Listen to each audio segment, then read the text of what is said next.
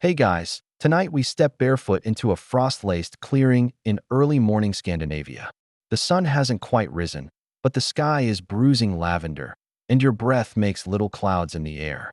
There's a faint crunch beneath your soles, hoarfrost on grass, and somewhere, a goat bleats half-heartedly in protest of the cold.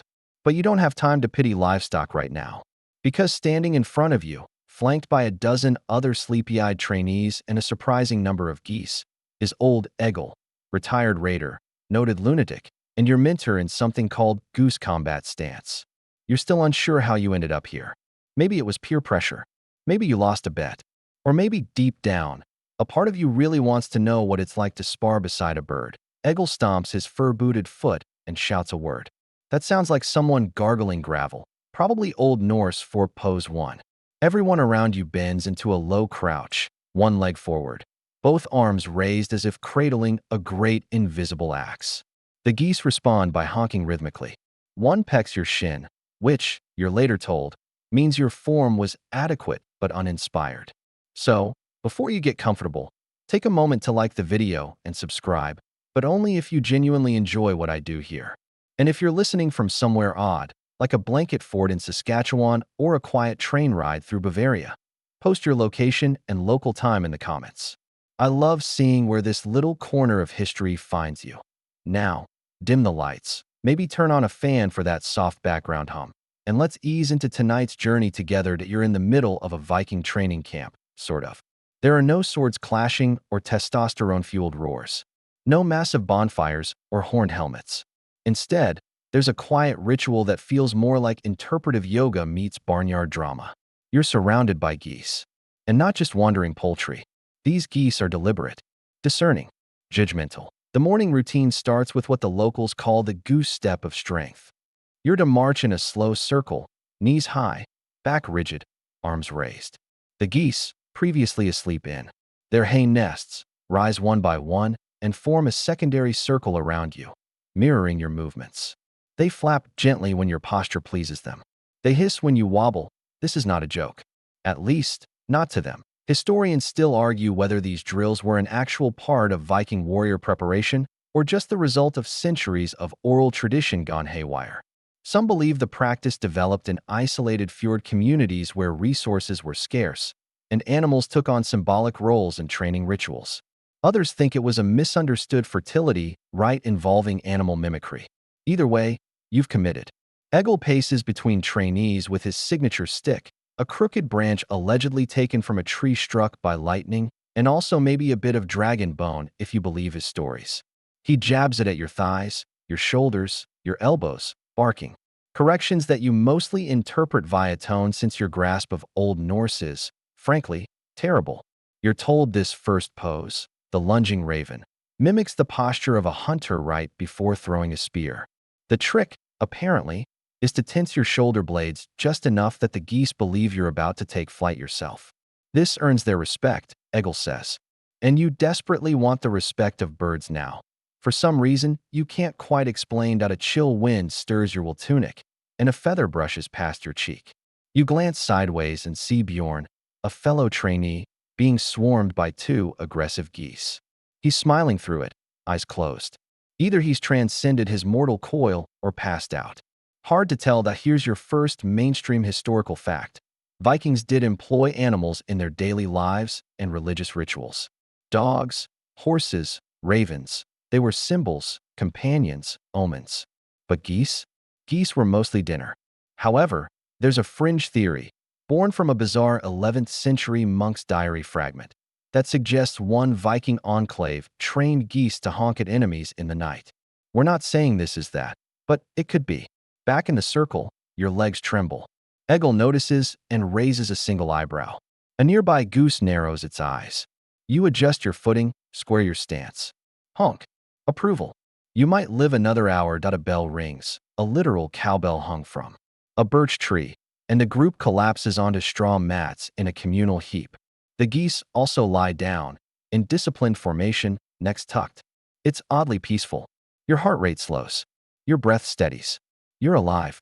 For now, one of the older trainees, his beard thick with frost, leans over and whispers, "Tomorrow is axe holding with honks." You'll want gloves.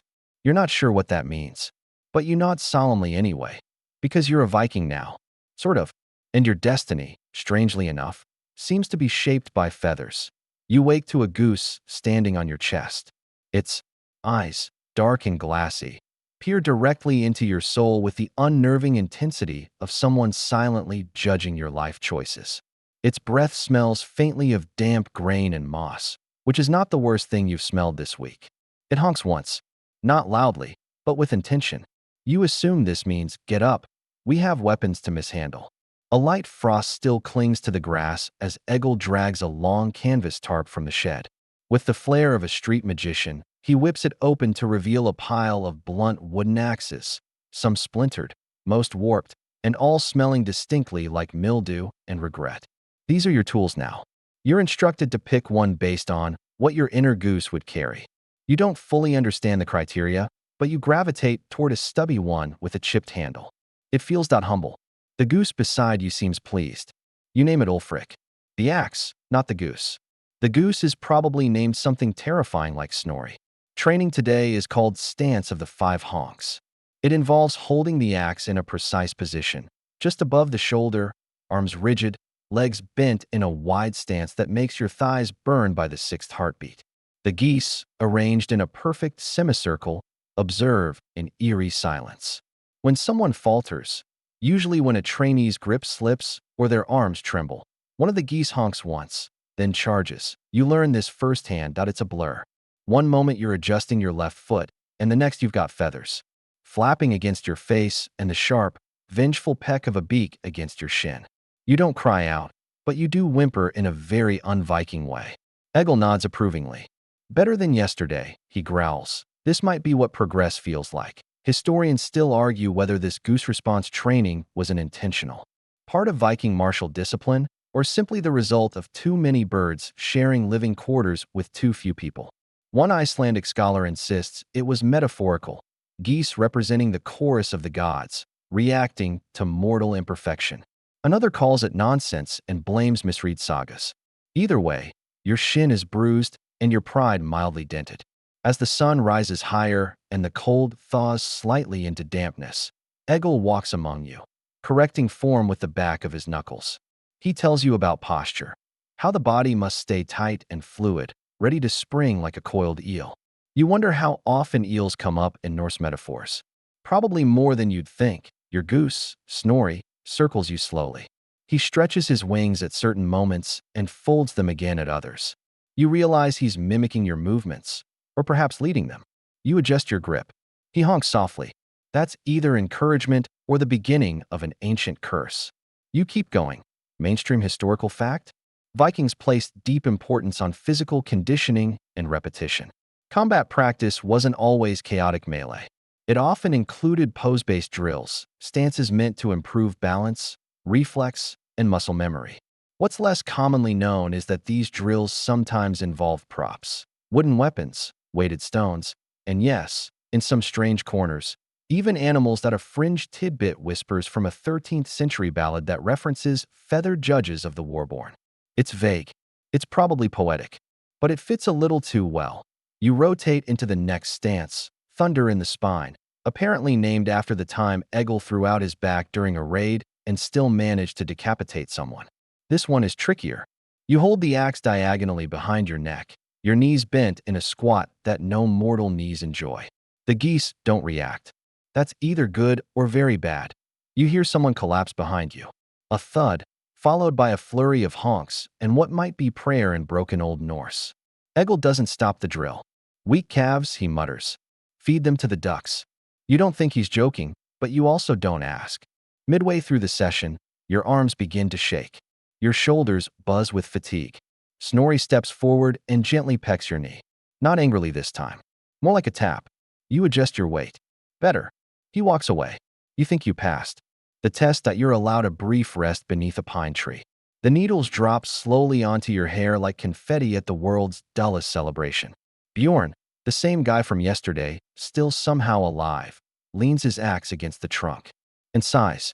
I had a dream last night, he says, that I was a goose, but I still owed taxes. You nod. You understand. That's the kind of dream this place inspires. Eggle wraps up the session with a final pose. It's simply called the last stand. Everyone lines up, feet planted, axes raised, eyes forward. The geese fall into formation in front of you. There's a moment of perfect stillness. No wind, no birdsong, just the creaking of wood in your hands and the soft shuffling of feathers on dirt. Then Eggle lets out a long, low whistle. The geese honk in unison. A blast of noise, a strange kind of war cry. You stand there, sweating and sore, and feel something stir in your chest. It's not pride exactly. It's not even confusion anymore. It's acceptance. This is who you are now. A Viking with a goose in his heart and a wooden axe in his hands.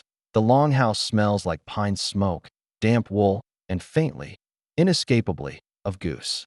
You duck beneath a low wooden beam, brushing aside a hanging clump of drying herbs that looks suspiciously like someone's failed attempt at a goose-repelling talisman. Inside, firelight flickers along the timber walls, catching glints in the iron cauldron at the center. Steam rises from it in lazy spirals, and the low burble of something unidentifiable cooking provides a strange sort of ambience, like Viking ASMR. You settle onto a bench polished smooth by generations of warrior posteriors, clutching your aching shoulders. You've earned this break. Around you, your fellow trainees sit in silence, legs stretched out, chests heaving. Most of them are too tired to speak. One is asleep. You're not sure how long he's been unconscious, but he's cradling a goose like a teddy bear, so you leave him be.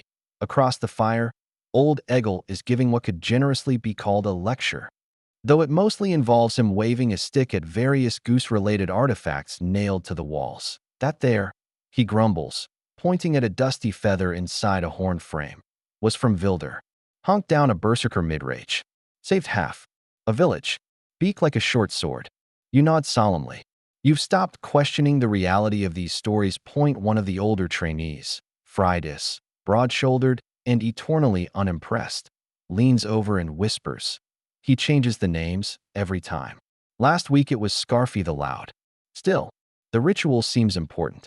You notice now that the geese have their own space near the hearth, a roped-off area lined with straw and small wooden figurines shaped like longships.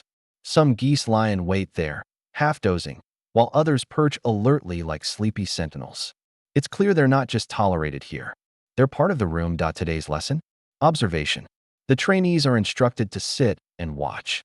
A series of reenactments, small-scale battle poses performed not by humans, but by the geese themselves.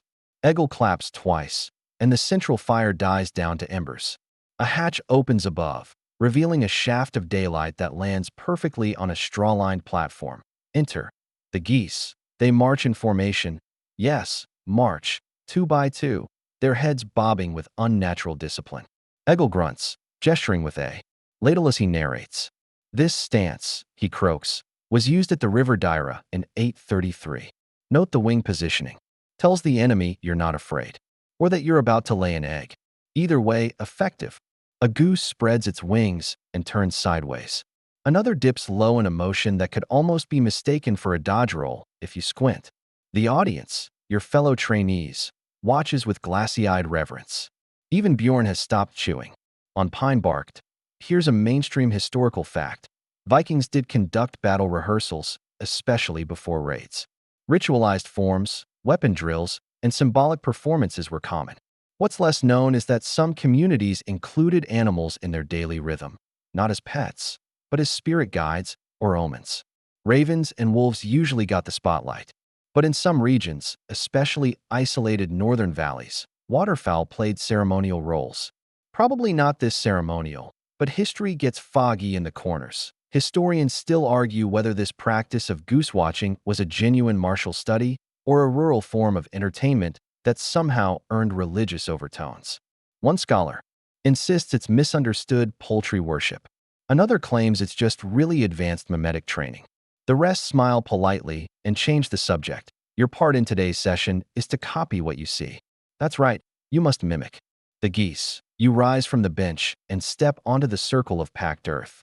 Snorri is already there, looking smug. He bows his head slightly. You attempt to return the gesture, nearly toppling forward in the process. The watching crowd snickers softly, including several birds. The reenactment begins. Snorri spreads his wings, one foot extended behind. You mirror him, awkwardly, but with effort. He squats low, neck curved. You try the same and immediately discover muscles you didn't know you had. There's a moment where your eyes meet. He honks. You exhale. Strangely, it feels right. The session ends with applause. Human. Feathered. You think even fried is clapped once. Egil raises a mug of curdled goat milk, his version of approval. After the reenactment, the group relaxes. Bread is passed around. It's coarse, filled with seeds and possibly pebbles, but you chew dutifully. The geese peck at crumbs around your boots. Björn leans over. Do you think they dream in formations? He asks, staring into the fire. You ponder this longer than expected. Probably yes, night creeps in through the smoke hole. The longhouse dims. The fire crackles gently. Someone starts humming a low tune, half lullaby, half war chant. A goose waddles into your lap and settles with a sigh. You stroke its back and whisper, good form today, Snorri. He honks softly, then sleeps. You wonder if this was what being a warrior was meant to feel like. Not glory, not gore, but connection, stillness. The quiet moment after the pose holds. And maybe, just maybe, a feathered friend in your corner. The morning mist coils like dragon's breath around your ankles as you step into the outer training yard. It's less a yard and more a churned-up field that smells distinctly of damp hay, goose droppings, and ambition. You're sore. You're tired. You've begun developing what you might charitably call a relationship with your muscles, one defined by betrayal and late-onset awareness. But there's no time to linger. Egil stands on a wooden platform, arms crossed, flanked by two very large, very old geese. One has a scar across its beak. The other wears what can only be described as a tiny leather cap. You assume this is ceremonial, though no one explains. Egil clears his throat. Today, he growls, we assign your geese. Wait, what? Apparently, it represents vigilance. The goose watches all. It is alert to changes in wind, scent, sound. It strikes only when balance has been achieved. You're told to emulate this, to hold your blade with patience, not panic. You breathe. You listen to the forest. A bird chirps. Not a goose, something smaller. Braver. You allow yourself a smile. The day ends with a slow procession back to the longhouse. No shouting. No marching. Just quiet footsteps and the occasional honk. As you pass Gunnar the wooden goose, you feel something flicker in your chest. Not belief, but alignment. You're walking taller. Shoulders back. Neck straight. Poised, Keta walks beside you, fluffing her feathers like a proud mentor. You glance down. She looks up. You nod. She honks. Agreement, probably. The slap of wings against your face is not how you intended to start the day. But Keta, true to her nature, has decided that your oversleeping is a personal offense. She's landed squarely on your chest, feathers in your nose, beak inches from your eyeball. She honks. Loudly. You're awake now. Today is correction day. Egil announces grimly. You don't like the sound of that. Neither does your spine. Correction day, it turns out, is exactly what it sounds like. A day dedicated to identifying and correcting every flaw in your warrior stance using the least forgiving method imaginable. Avian assault. Egil strolls down the training line, arms folded behind his back. Geese, he says, do not lie. Geese do not flatter. Geese do not accept mediocrity. They are pure instinct wrapped in feathers and rage. Today, they will test you. The trainees line up.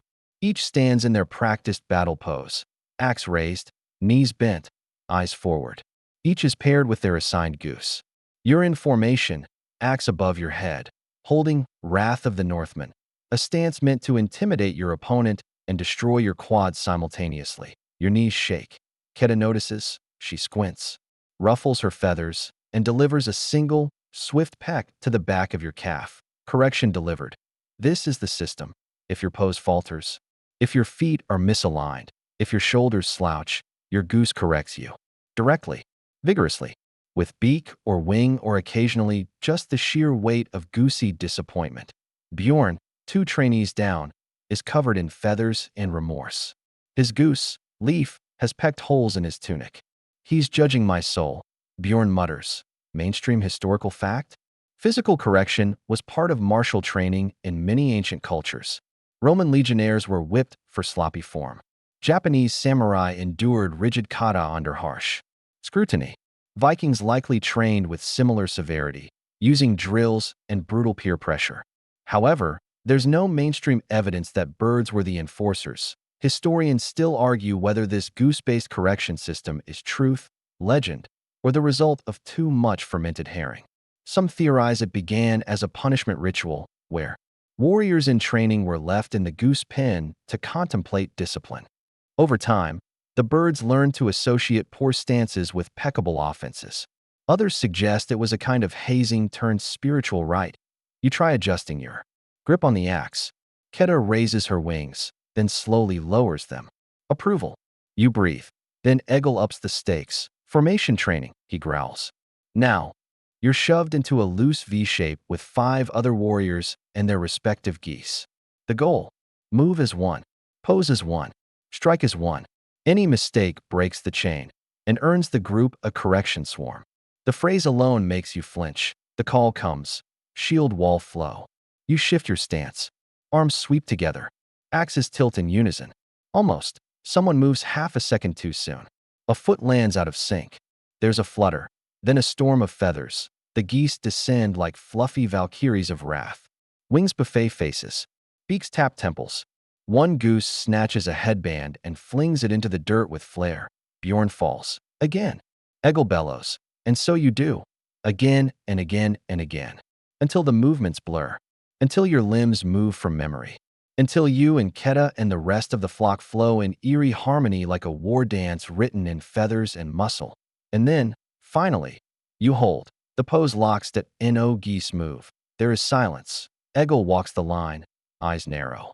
He pauses in front of you, looks at Keta, looks at your posture, nods. Then he says, lunch. You've never heard a more beautiful word.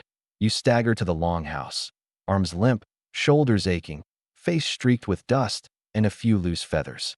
The meal is simple: barley porridge with wild herbs and something that may once have been fish.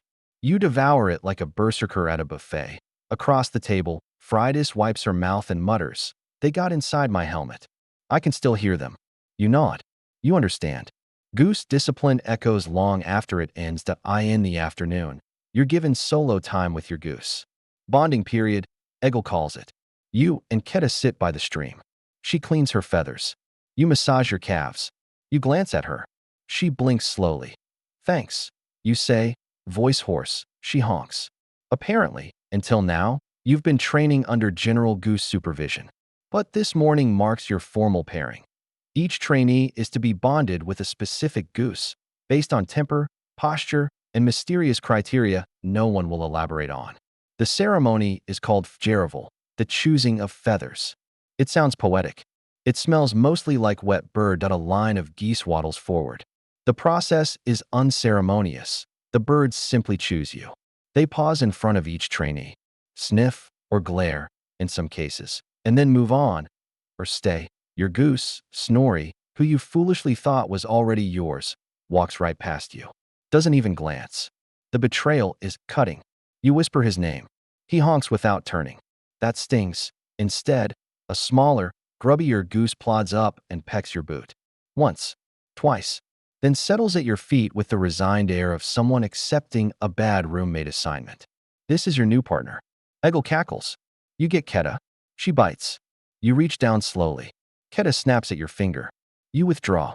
This will be fine. Historians still argue whether Viking warrior geese pairings were real, symbolic, or entirely fabricated by 19th century folklorists with too much imagination. Some claim they were totems, meant to reflect a warrior's strengths and weaknesses. Others believe geese were used merely as training distractions, moving hazards to teach awareness. Still others suspect that Viking humor was just this weird. Frankly, the truth may lie somewhere honking in the middle. You and Keta begin your lesson with feathered fury, a routine involving synchronized movement and emotional tolerance. The goal is to practice aggressive stances while the goose mirrors or mocks you. It's hard to tell which. First, you hold your axe aloft, balanced on your shoulder. Keta tilts her head sideways, fluffing her wings like a critic watching amateur theater. You drop to a crouch. She flattens herself against the ground. You pivot, foot sweeping. She flaps once, shuffling to your left. You feel watched, judged, possibly coached. At one point, she honks sharply and charges you. You react instinctively, sidestepping and raising your axe. Eggle shouts from the sidelines, "Yes. See, you've begun to listen to the bird." You're not sure if you should be proud or deeply worried. Here's your mainstream historical fact for today. Viking warriors practiced battle rhythms to music and chant. Training wasn't all chaos. It included tempo, flow, and sometimes rhythmic grunting or stomping to simulate the noise of combat. In some regions, battle dances were common before raids, combining intimidation with agility drills. Keda attempts a sort of dance now, more of a hop-shuffle-his combo. You try to keep up. She lunges. You duck. She stops and blinks, almost approvingly. Eggle strolls past, trailing goat hair robes and wild tails. Goose combat pairs once defended the village of Smaholt. 30 warriors, 30 birds. Not a single loss, though we did misplace a barrel of mead. He chuckles. Long story. The afternoon lesson involves group maneuvers. Each trainee lines up with their goose beside them. Bjorn, now partnered with a goose named Leaf, who wears a pine cone like a helmet, keeps making whooshing sounds with every movement. No one corrects him. It seems polite that you're commanded into staggered lunges. The geese respond with short bursts of honking and flapping, forming a strange, feathered rhythm section. It's oddly beautiful, like an avant-garde marching band. With attitude and talents, Eggle barks corrections. Legs wider, spine straighter, and don't let your goose upstage you. Keda snorts. You think she enjoys this. By the end of the drill, your knees ache, your back protests, and your arms feel like melting butter. But something has shifted. The goose is no longer just a nuisance. She's part of it, like a particularly prickly training partner who smells faintly of pond scum. As dusk bleeds into violet haze, Eggle signals the end of training. You're allowed one moment of silent connection. You and Keda lock eyes. There is no affection, but there is understanding. She bites your boot again, gently this time. You nod. She honks once. It might be a compliment. You wake to the sound of geese arguing. Not honking, arguing. It's the only word that fits. There are distinct shifts in pitch, frustrated wing flaps, and even what you swear is an eye roll. From one of them, Keda is not involved. She's perched atop a barrel outside the longhouse, serenely watching a younger goose struggle to pull a twig from a frozen puddle. Her gaze is regal, or bored. Possibly both. Today's lesson begins before breakfast, which feels cruel. Eggle insists you must understand symbolism before sustenance. He leads the group to the ritual yard, where a strange circle has been arranged. In the dirt, at its center, a carved wooden goose. Around it, 8 flat stones, each etched with a different pose: a neck tilt, a wing spread, a crouch, a puffed chest. Welcome to what Eggle dramatically calls the sacred beak alignment. You stare at the carving. It's about the size of a large cabbage and possibly older than Eggle himself. Its beak is angled with absurd specificity. Eggle thumps his staff. This, he declares, is Gunnar, the first goose of form. Bjorn whispers, he looks like he's judging us. You whisper back, he's not wrong. Your task today is to mimic Gunnar's pose with perfect accuracy, not just posture, intent. Eggle claims that true warriors must fight with poise, and the goose, being the most poised of animals, is the ultimate model. He says this without irony. You kneel in front of the effigy. Keda circles you like a tiny, fluffy taskmaster. You match the wooden goose's neck tilt. You square your shoulders. You lift your chin. Keda honks once. Eggle nods. You may begin. Begin what? Turns out, the alignment is a sequence of movement forms designed to flow from one to the next with goose-inspired grace. It's like Tai Chi, if Tai Chi was angrier and involved more biting. You shift from wings of anticipation to feathered crouch to strike of the silent honk. Each pose requires stillness, tension, and absurd amounts of thigh strength. It's goose yoga, but make it Viking. Mainstream historical fact time. Posture in Viking combat training was a thing. Warriors were drilled in how to hold their weapons, distribute their weight, and maintain balance in uneven terrain, especially during ship landings or uphill charges. The combat crouch was real, if not always as elegant as depicted in sagas. Historians still argue whether bird mimicry was ever part of this. Some point to shamanic traditions that borrowed movement from animals. Others dismiss it as rural fantasy, born from misread carvings or poetic metaphors. One particularly grumpy Danish historian simply wrote, "The geese were not instructors. They were dinner." Harsh.as you move through the alignment, Keta mirrors your pacing. When you pause too long, she nips at your calf. When you falter, she honks in protest. You're pretty sure she has a better grasp of this routine than you do. At one point, you notice Eggle watching you closely. He gives a tiny nod. That's rare. Encouragement from him is like snow in summer, possible, but suspicious. After the alignment, the group gathers around the central effigy. You're instructed to place a single feather at Gunnar's base, a symbolic gesture of respect and, according to Eggle, a down payment on future valor. Your feather, handed to you by Keta, after a brief tug of war, is small and a little bent. You place it carefully. It flutters once and stays. A few of the others nod. One even claps quietly. Bjorn approaches next, holding a goose feather so large it could double as a snow shovel. He places it with exaggerated care. The wind promptly blows it into a puddle. No one reacts. Later, you gather in the shade of a pine grove for reflection. Eggle believes battle is only half brute force. The rest is self-awareness and stillness. You sit on a mossy log. Keta curls beside you, tucking her head beneath one wing. The sun dapples through the needles above. It's quiet, except for the soft crunch of someone chewing dried fish nearby. You're instructed to consider the symbolism of the neck tilt. It might mean you're welcome, or you're still mediocre, or I peck because I care. You close your eyes and let the water sounds mix with distant honking. For the first time, you realize you're not resisting the rhythm. You're becoming part of it. The geese aren't here to torment you, they're here to teach you how to stand. The training yard looks a little different today. For one, there are significantly more goose droppings. For another, there's a banner, a real one this time, not just a rag on a stick, draped across the outer fence. It shows a goose in mid-honk, wings wide, and below it, in crude runes, "Victory through feathers." Bjorn reads it aloud and snorts. Feels threatening. I like it. You and the others gather beneath it as Eggle arrives, dragging what appears to be a broken spear lashed to a staff.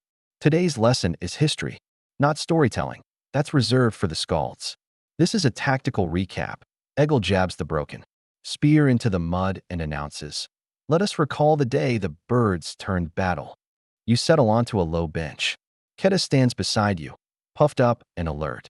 She always listens more attentively to lectures than you do. Year of the Long Ice, Eggle begins, or maybe a little before, depending who you ask. A small Viking war band, outnumbered and cornered, prepared to make a final stand. They were backed against a ravine. No escape, little food, bad morale. You can already sense where this is going. They had nothing, he says, pacing, except their axes, their pride. He pauses for dramatic effect, and a large flock of geese that had taken up residence in their grain stores. Here's your mainstream historical fact. Norse records mention geese primarily as livestock, kept for eggs, meat, and down. But in at least one obscure chronicle, a skald writes of a storm of wings that descended upon an enemy line after a cart was overturned. It's unclear whether the geese were deliberately released or if they simply panicked, but the result was chaos, and the Vikings won. That obscure chronicle is the foundation for today's lesson: weaponized poultry. Enemy war dogs broke ranks. When the geese charged, Eggle explains, and the soldiers behind them slipped on bird droppings in the panic. One man fell onto his own spear. Very undignified. Bjorn mutters, so it wasn't just the honking that got them. No, Eggle growls. It was everything. The noise, the feathers, the smell. A goose in flight is terrifying. A goose in rage? Unstoppable. Historians still argue whether this tale is apocryphal or if the geese just happened to be in the wrong place at the right time. One folklorist claimed it was all a metaphor for unpredictable fortune in battle. Another thinks it was symbolic, a warning never to underestimate the seemingly useless. Eggle, however, takes it as gospel. To commemorate the event, today's training is chaos management. Or, as Eggle puts it, learning to fight in the squawk. You and your fellow trainees are handed makeshift shields, wooden trays, mostly, and arranged in a staggered circle. Then the geese are released. All of them, from both coops. You don't have time to brace. They explode out like a feathered avalanche, honking and flapping and absolutely thrilled to be involved. Keta launches herself into the air, banking hard left, then dive-bombing toward the center like a feathery valkyrie. You spin, parry, stumble. Bjorn loses a boot. Fridas yells something you choose not to repeat. The goal, Egil says from the sidelines, is to hold your ground, maintain form, and not accidentally step on anyone with wings. It is impossible. Goose wings thwop your shoulder. Beaks jab your legs. At one point, you're fairly certain a goose rides your back for a moment like a knight on a warhorse. You learn more in these 10 minutes of panic than in 3 days of stance drills. You learn how to pivot fast, how to duck instinctively, how to swing with control rather than force.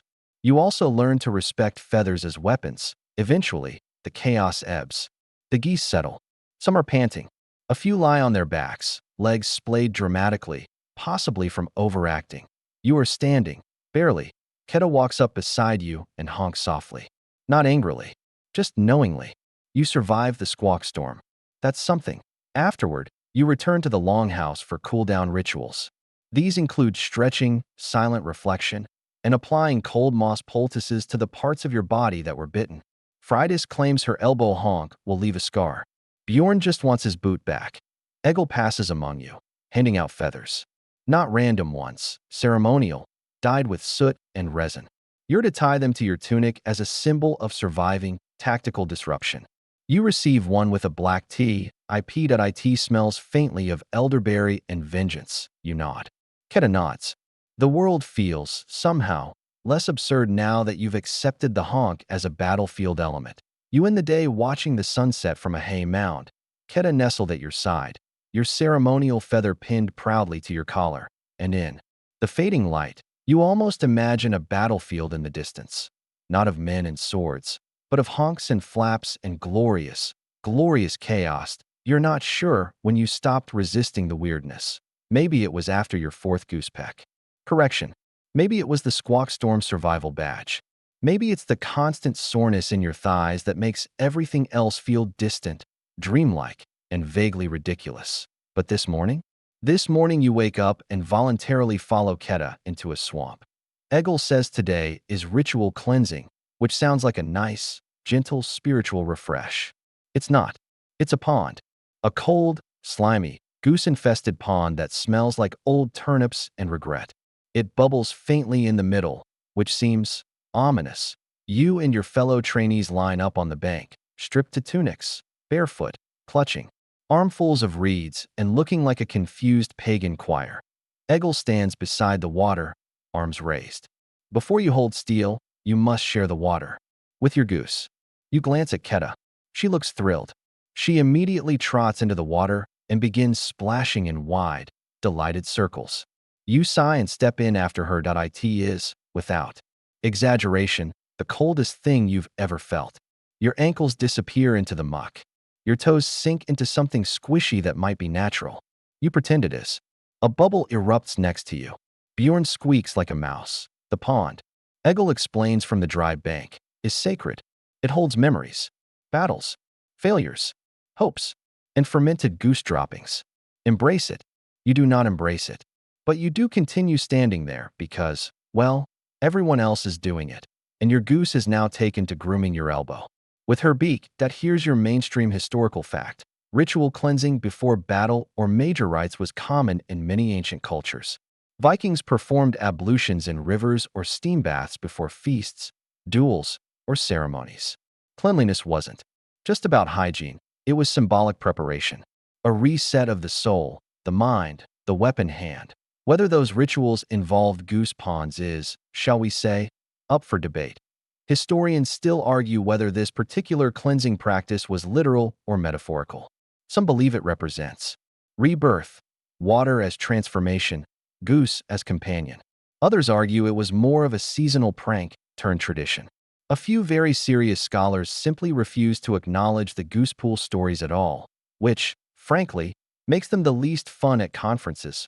Back in the water, Egil instructs you to complete the merging, a moment where you and your goose float together, eyes closed. absorbing the sacred stink. The trick is not to fight it. The trick, Eggle says, is to become part of the pond so you close your eyes. You breathe through your mouth. You float awkwardly, your tunic billowing like a wet tent.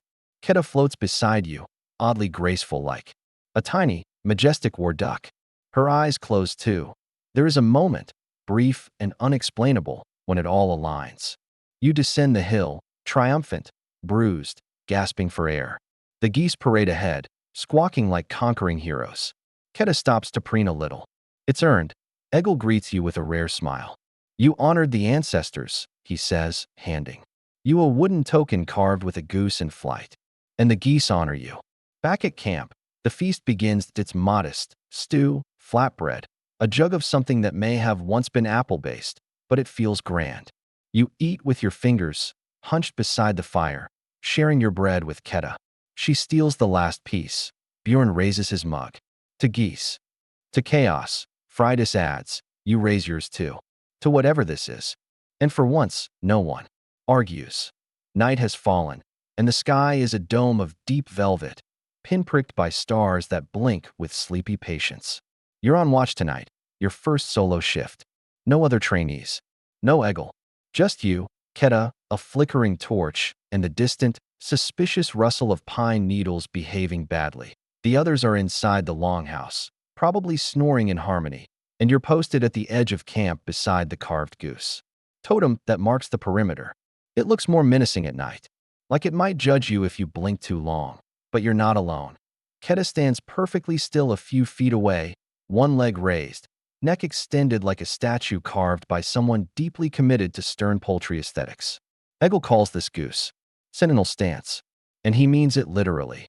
These birds don't sleep all at once, he once explained, chewing a mushroom he never identified. They take turns, always one eye open. Even in dreams, they remember the shape of the axe. That part might have been poetic, or hallucinated. It was hard to tell with Eggle, but the truth is, Keta really doesn't blink much. She watches the tree line like she's expecting something to happen. Not nervous, not afraid, just ready. And that's tonight's lesson. Vigilance. That here's your mainstream historical fact. Geese were used as sentries in various ancient societies. Most notably, in ancient Rome, a flock of temple geese famously alerted the city to a stealth attack by honking wildly and waking the guards. That event, recorded in Roman legend, led to centuries of goose reverence in military and religious roles. It's not exclusive to Vikings, but the idea spread through trade routes and oral tradition. Historians still argue whether Norse cultures adopted the practice deliberately or merely observed the behavior and decided not to argue with. A functional alarm system wrapped in feathers. You stand still beside Keta, mirroring her silence. The night is alive with subtle sounds. Wind through spruce needles, the occasional distant splash of something in the fjord, and the crackle of torch embers. Keta makes no noise. Suddenly, a twig snaps. Your heart leaps. You squint into the dark. Nothing. Just shadows, swaying branches. A trick of nerves? But Keta responds. She drops her raised foot and lets out a single, low honk, quiet but firm. A warning. You tighten your grip on your training axe. It's wooden, cracked, and not particularly intimidating. Still, you lift it anyway. Slowly, carefully, the two of you inch toward the source. That there's nothing there. Just a goat. A very unimpressed goat, chewing on someone's discarded shoe. You exhale. Keta flaps her wings once in irritation, then resumes her post. You nod. She nods. The goat continues chewing, wholly uninterested in the drama. That it's hard to describe the feeling that settles into your chest afterward. Not pride, not even relief. It's steadiness. You held your ground. You didn't panic. You honored the discipline. And, most importantly, you trusted your goose. You settle back onto your post, muscles tense but not trembling. Keta leans against your leg briefly, an odd moment of warmth. Then she takes her stance again. A soft drizzle begins to fall. Nothing heavy, just enough to patter gently on your tunic and dampen the straw at your feet. The fire crackles lower. You tighten your cloak. Then, just as you're beginning to feel the weight of time, you hear a sound behind you. The faintest whisper of feet on grass. Not an enemy. Not Eggle. Just Bjorn, sneaking out with a blanket around his shoulders and a half-eaten carrot in his hand. He looks at you, startled, like a child caught stealing honey. I couldn't sleep, he whispers. Leaf keeps snoring in my ear. You gesture toward the stump beside you. He sits. Keta looks at him, then back at you, and grudgingly accepts the company. Together, you sit in silence. The stars shift slowly overhead. Bjorn hums something tuneless under his breath. Keta makes a soft sound, barely a honk, more like an exhale. With opinions, and for the first time since this whole feathered madness began, you feel at peace, not safe, necessarily, but present, tuned in, like you've become a piece of the strange, layered rhythm that drives this place. The rituals, the geese, the nightly watch, the clumsy dances and earnest drills that you're part of it now today. Sentinel with a wooden axe, and a goose who doesn't miss a thing. The morning fog clings to the fields like an indecisive ghost, refusing to lift, muffling sound, wrapping everything in damp cotton silence. You walk slowly, sleep still tugging at your limbs, led by Eggel's silhouette ahead and the constant squish of Keta's webbed feet beside you. Today's destination is the Hall of Feathers. That's what Eggel calls it. Anyway, in truth, it's a modest wooden shed just past the grain stores, tilted slightly to one side, blanketed in moss, and guarded by two geese with the blank-eyed serenity of those who have seen things. Inside, it's surprisingly grand. Shelves line the walls, each filled with rolls of vellum, carved bone markers, worn stones, and feathers of every imaginable color and size. Some are bundled and tied with string. Others lie loose in wooden trays. There's a smell here, not unpleasant, of smoke, parchment, and dried dust. A history smell. Welcome to the War Goose Chronicles. You weren't expecting a library, but this is one, of a sort. Eggel kneels beside a low table and rolls out a faded scroll. The parchment crackles. Ink-stained geese peck the floor nearby, utterly unbothered. This, he says, tapping the scroll, with one gnarled finger, is the record of the feathered warriors. You and the others gather around, eyes wide. The scroll depicts a series of ink sketches. Not realistic, stylized, almost cartoonish, but filled with emotion and movement. One shows a Viking warrior charging across a bridge, a goose on his shoulder. Another shows a goose dive-bombing a helmeted invader while two warriors cheer in the background. Bjorn squints. Is that one, carrying a torch? Eggel grins. A fire goose. Rare. Only one known. Here's your mainstream historical fact. Vikings used pictographic storytelling alongside runes, often etched on bone, stone, or parchment. These visual records combined truth, myth, and satire, especially in isolated communities with strong oral traditions. Sometimes these records outlasted the spoken sagas, giving glimpses into what they valued and what made them laugh. Historians still argue whether the War Goose Chronicles are real or later fabrications. Some believe they were created as a satire of other martial tales. Others point to recurring feather motifs in surviving carvings as evidence of a genuine, if bizarre, warrior animal tradition. One German antiquarian wrote an entire thesis titled Feathers of the Fjord, Honk, Myth, and Memory. It received mixed reviews. Eggel lifts another scroll. This one is newer, bound with a red ribbon. He unties it carefully and shows you a single image, a warrior holding an axe in one hand and a goose under the other arm, both staring sternly into the distance. This, he says, is you. You blink. Me? He nods. One of my geese. Dreamed it last winter. You decide not to ask how or why. Today's task is to contribute. Each trainee must add something to the chronicle. A sketch, a rune, a sentence, a feather, anything that captures your experience thus far. You take a seat at the low table. Keta hops up beside you, watching your hands as you carefully carve into a soft birch plank. You etch a simple shape. 2 feet planted, arms wide in stance, and beside it, a goose mid-strike. It's clumsy, crooked, but it's yours. Bjorn draws what might be a boat, or a very long goose. Friedis writes a rune poem about feathers in the wind, using only 4 words and a surprising amount of anger. The Hall of Feathers hums with quiet focus. Each piece is added to the shelf.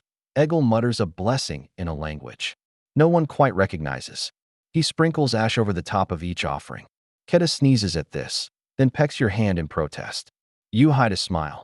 After the ritual, Eggle brings out the ceremonial cloaks, simple wool capes, stitched with feather, patterns, and the faintest silver thread.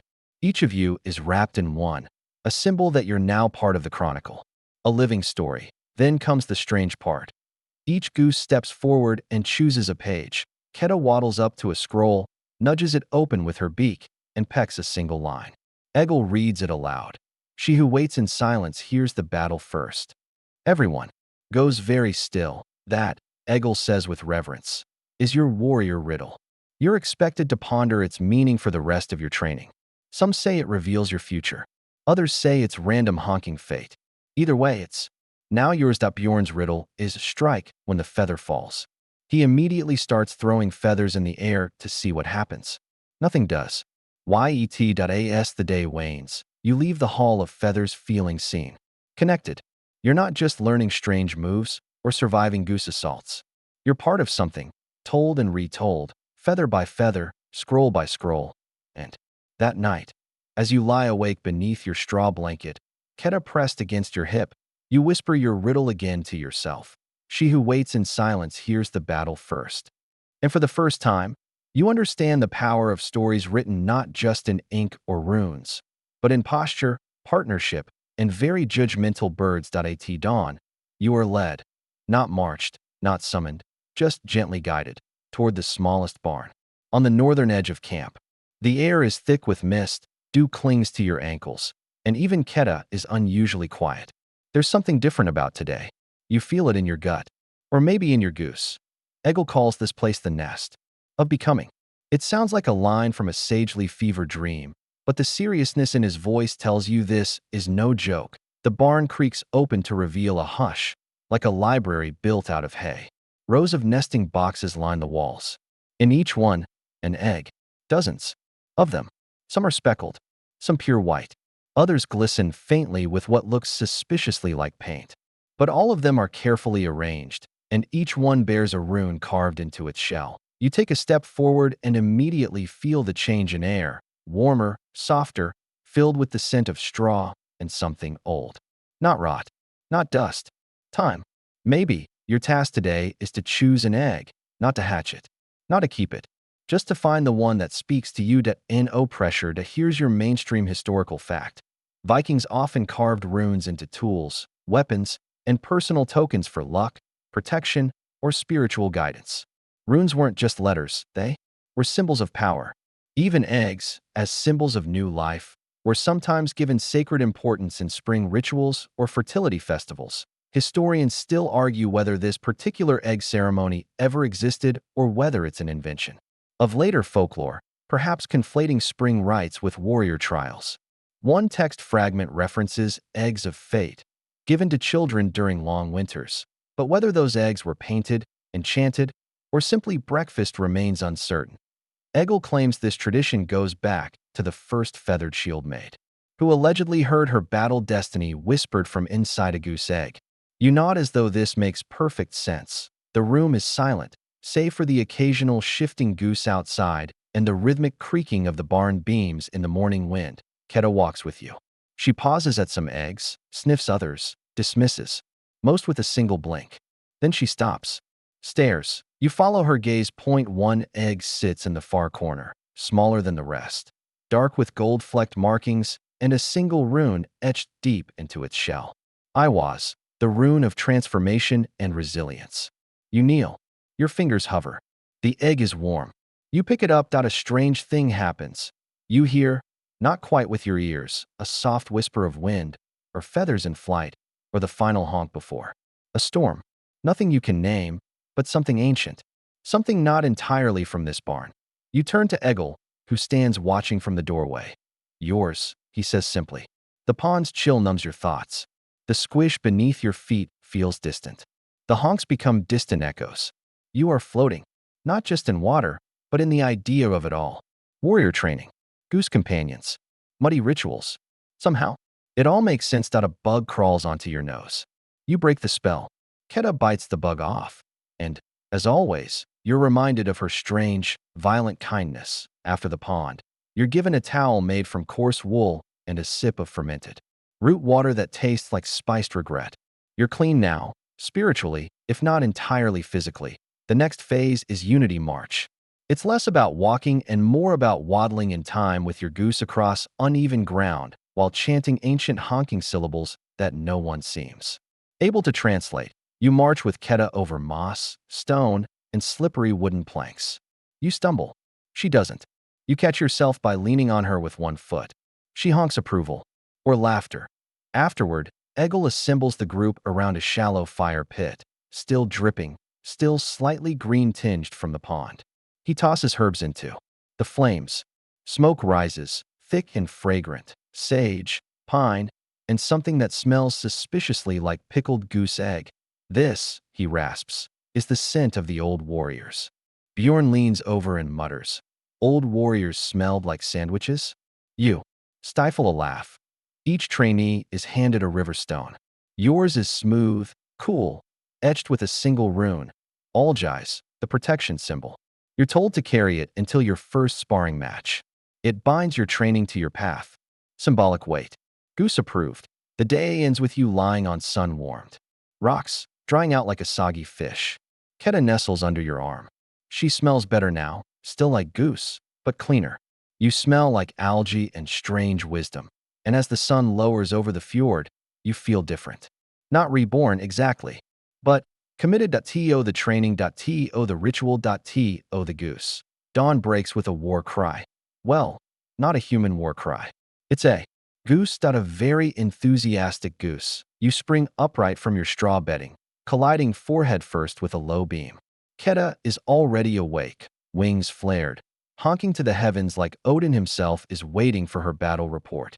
Around you, the longhouse stirs, groggy groans, rustling tunics, the occasional disgruntled squawk from someone whose blanket has been commandeered by their bird. Today is special.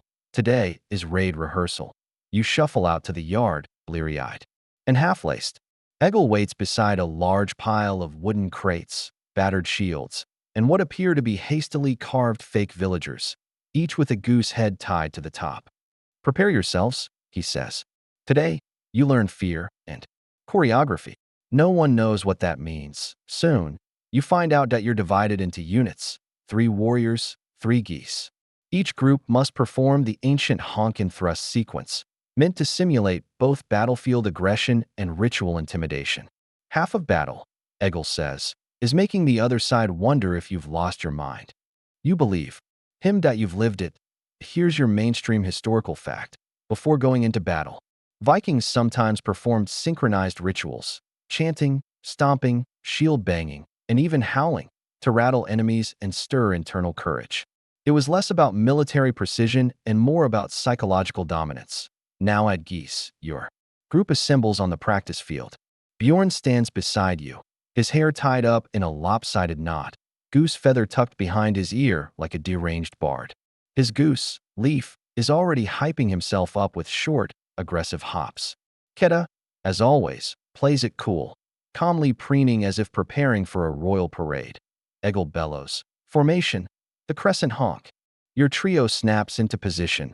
Left flank forward, right knee down, axe ready. The geese line up in front, wings half extended, necks tilted like the world's angriest question marks. The signal drum beats once, then twice. You begin. Step, honk, thrust. Step, honk, turn. The geese follow, then lead, then flank. At one point, Keta leaps onto a barrel and lets out a honk so guttural, so weirdly motivated, that even Fridas flinches. Eggle claps. Again. Over and over, you repeat the sequence. You lunge, shout, pivot. The geese charge. One knocks over a fake villager. Another grabs a straw helmet in its beak and flings it toward the fjord. The rhythm grows stronger. Your feet find the beat. Your body remembers the cues. You start to feel like you're part of something. Absurd, yes, but tactically sound. The fake villagers don't stand a chance. Historians still argue whether these synchronized rituals had a goose component. Most say no. A few point to a single carved stone from Gotland that may, or may not, depict a goose being held aloft by a warrior mid-howl. Interpretations vary wildly. One theory, the goose represents chaos. Another, it's just dinner. But here, today, the geese are clearly part of the tactic. Egil calls for the final test, the mock raid. Each team must storm the training hill, breach the dummy wall, and retrieve a symbolic loot bundle from the enemies. Sacred fire pit. The trick? Do it while honking. Not you honking, obviously. That's the geese's job. But you must stay in sync. If your goose honks out of rhythm, you lose points. If your goose stops honking, you're considered spiritually outnumbered. No one knows what that means, but it sounds serious. You prepare at the base of the hill. The wind picks up. Keta puffs her chest. You glance at her. She glances back. There is something in her eyes. This is not practice for her. This is legacy. The signal horn blares. You charge up the hill, feet pounding, axes raised.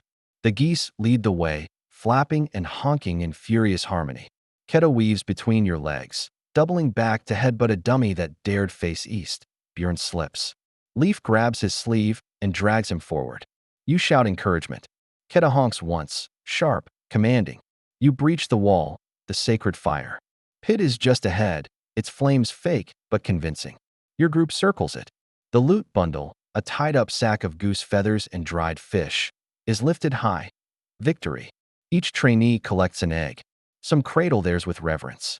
Others fumble awkwardly, unsure whether they've been blessed or cursed. Bjorn's egg cracks slightly when Leaf sits on it. He calls it a sign. No one argues. The next ritual is the whispering. You are told to hold your egg close and speak into it, quietly, alone, away from the others. Share your intention, your fear, your hope. You're told that what you speak into the egg becomes part of your warrior path. You find a quiet patch of moss under a leaning birch. Keta watches from a distance, not interfering. The egg is warm in your hands. You lean in and whisper. You don't say much, just enough. Then you return to the barn. The eggs are placed back in their nests. You do not take them with you.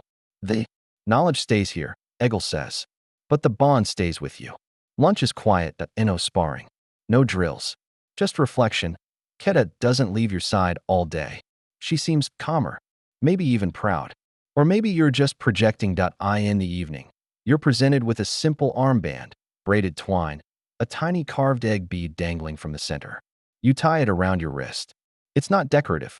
It's not armor. It's a reminder of what you said of who you're becoming. The others receive theirs too. Fridas ties hers to her boot. Bjorn attaches his to Leaf's neck, calling it a tactical choice.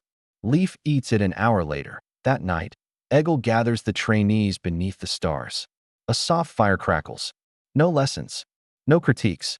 Just a story he tells of the warrior who dreamed of a goose before every battle and always survived. He tells of a warlord brought low by ignoring the honk of warning. He tells of a small egg that glowed before the last great storm.